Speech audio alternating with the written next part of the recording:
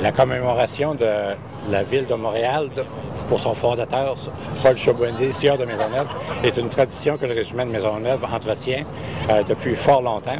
Puis notamment, en 1961, la ville de Montréal a octroyé le droit de citer et aussi octroyé le droit d'arborer les armoiries officielles de la ville de Montréal sur son drapeau régimentaire.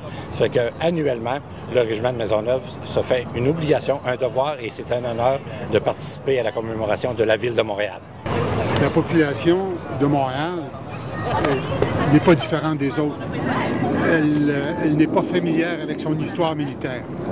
Et un événement comme celui d'aujourd'hui permet à la communauté militaire et à la communauté civile de se retrouver derrière un symbole, la Fondation de Montréal. Et c'est pour ça qu'un événement comme aujourd'hui est tout à fait de mise et fort important. La fin du cycle d'entraînement 2013-2014 se termine aujourd'hui pour nous.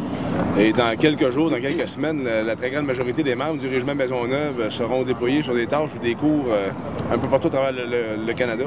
Alors, pour nous, on souligne la fête de la Ville de Montréal, mais on souligne aussi la fête du régiment de Maisonneuve, sa fondation, qui, cette année, aura 134 ans.